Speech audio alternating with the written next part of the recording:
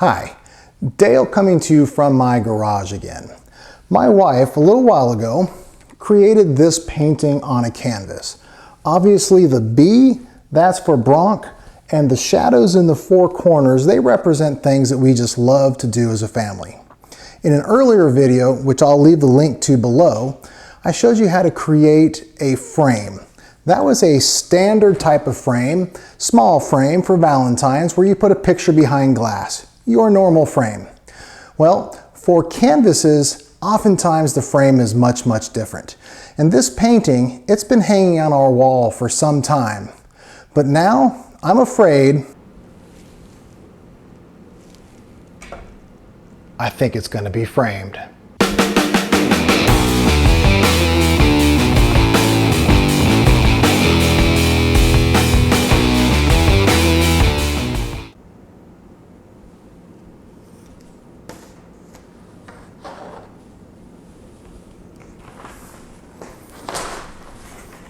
Here's the frame I built for it. Let me show you how I did it. Let's get going. Come on. The first thing I do is rough cut the outside frame pieces to 24 inches. I'll miter them down to their final size later. I'm using 1x3 poplar for this frame as I'll be painting it. I found poplar to be a great paintable hardwood that also fits my budget pretty well. The canvas is 1.5 inches thick and it will be mounted to a 3/4 inch back. I want the front of my frame to line up with the front of the canvas when it's mounted. So I ripped the frame pieces to 2.25 inches. That's 1.5 inches for the canvas plus 3/4 of an inch for the back. Math isn't always hard. I want to fit the back of the frame into the frame sides, so I'll need to cut a rabbet out of all 4 frame pieces. I set the blade height to the thickness of the wood and then set the fence to about 1/4 of an inch. When you're cutting the rabbet, make sure you apply steady downward pressure to the stock as it's moving over the blade so the cut depth remains consistent. You may have noticed that I let the front of the board lift up a bit while running it through. Off camera, I ran them through again, making sure to keep the stock flat to the table the entire cut. Is this a piece of wood? Once I run all 4 pieces through, I turn one piece on its side and set my blade height to remove the remaining wood for the rabbet. I really like these push pads. I picked them up at Peachtree Woodworking booth at this year's Atlanta Woodworking Show. The back of the frame will fit into this slot. It's time to cut the miters. Make sure that you have the sides with the rabbet on the inside of the miter. I like to clamp the stock to the fence to ensure it does not move at all. Once you cut the first miter, rotate it to the other side and set a stop block to the correct size. In my case, that is 22 1/4 inches. Now I'm set to make repeatable cuts and can cruise through the rest of the miter cuts by making the first cut on the left fence and simply rotating the stock to the right fence against the stop block and making the second cut. I built this miter sled in my last video, and I'll leave a link below if you're interested in knowing how I built it. I gotta say, that went perfect. Really easy to make those repeatable miters and really quick. I enjoyed it so much that I'm gonna do it again, but this time with the stop block set to the correct measurement. The first time I set the stop block to 22 1/4 inches, just like I said I required. The problem was that I had the tape measure zeroed out on the 1 inch mark and I forgot to add that inch to the other side when setting the stop block mark. Okay, for a minute, math was not too hard. It's back to being hard again. In setting up for the frame glue up, I lay out all the pieces end to end on my 8-foot circular saw jig. I also have my clamping station all set up with band clamps all ready to go and painter's tape on the bench to keep the glue from sticking to the bench. You've all probably seen the technique using tape to glue up miters, and that's what I'll be doing here as well. Tear off a healthy piece of painter's tape for each joint and tightly tape each piece end to end. I'm using my circular saw jig fence to make sure that I keep all pieces aligned. In larger frames like this, it's really important that you keep the pieces lined up. Add a healthy amount of glue in each miter joint and spread it out so that there's good coverage, and then carefully fold up the pieces to create the frame. Securely tape the final miter joint.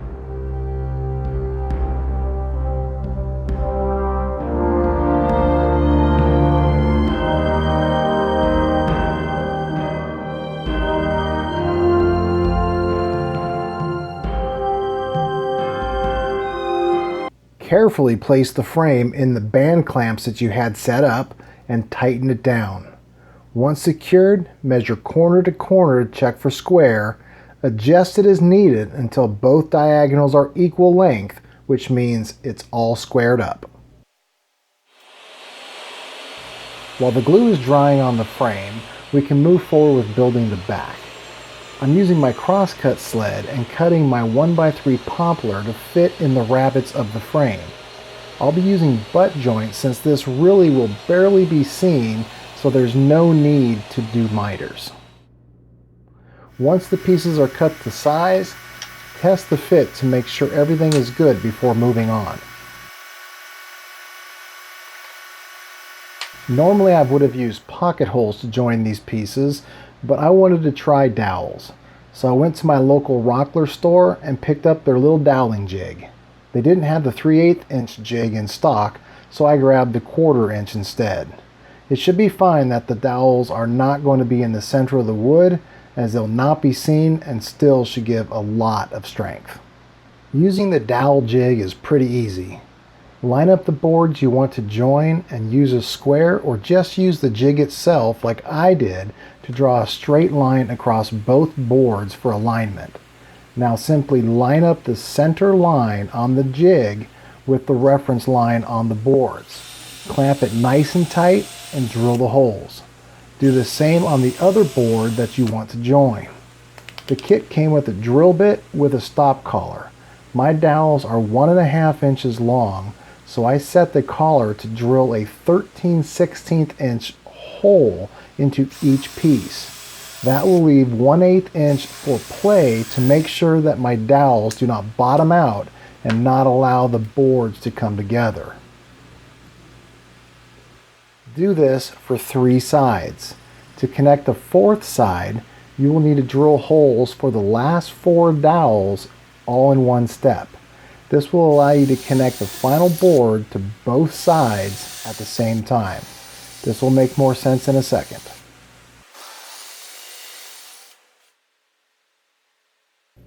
Add glue inside the dowel holes as well as on the dowels themselves. Insert a dowel in each hole. These dowels are made for this and should slide in pretty easy and will expand inside the hole as it absorbs the glue. But you may need to use a mallet to help the dowel into the hole. Add glue to the holes of the other piece on the protruding dowels as well as the edge of the board. Now align the dowels with the holes and push the boards together. Do this on 2 sides. As I stated earlier, the final board needs to connect to both side pieces at the same time. So mark both sides and drill all 8 holes so that the final board can connect to both sides. Follow the same steps for gluing, but make sure that you glue and insert the 4 dowels into both side pieces first. Then fill all 4 holes of the last board with glue, line the holes up with the dowels on both sides, and push the last board onto the 2 sides. Add clamps to really pull the pieces together and then allow them to dry.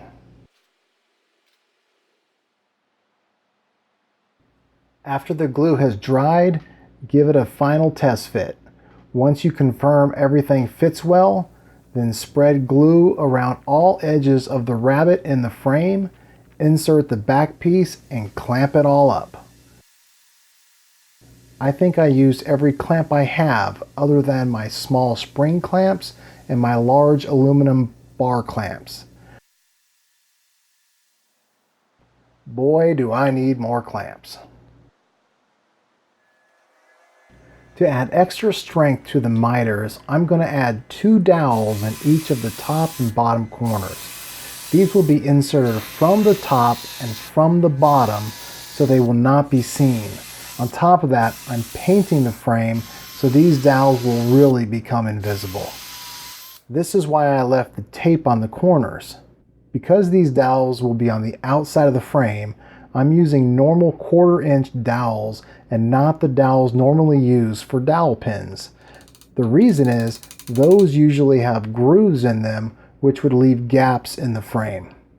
Simply drill 2 holes in each of the corners about 1.5 inches deep, fill the holes with glue and insert the dowels. The dowel should go through the first board and into the second. Then, using a flush cut saw, cut the dowels off. Because the back piece has been glued into the rabbet on the frame, this step probably isn't necessary as that alone adds a lot of strength. But I'm going to go ahead and do it anyways because they're not going to be seen and this will add a tremendous amount of strength to the frame. Before I put those dowels in the top and bottom of my large frame, I made this sample frame and I've got 2 dowels coming here, 2, 2, and 2. I did this 1 to practice so I didn't screw up on the real frame, but 2, I wanted to see how strong it was going to be. And to show that how strong this would be is this frame has no glue in the miters, no glue for the dowels, just the dowel pin sticking in. And I could pull this as hard as I can and this is not going to come apart. Now if I pulled it this way, it would probably pull the dowel straight out. But I pulled across this way and it doesn't move. It is strong. I gave the frame a good sanding and spray painted it black off camera. Using a couple pieces of scrap wood, I center the painting on the frame. This will leave about 1/4 inch from the frame to the canvas all the way around. Once it is centered, I lightly clamp it so it doesn't move, turn it over, and screw the canvas to the back. The canvas has a 1.5 inch piece of wood all the way around, and that is what I'm screwing into. The last step is to simply attach a wire to the back so it can be hung. I do this by attaching D-rings to each side and then run a wire between them.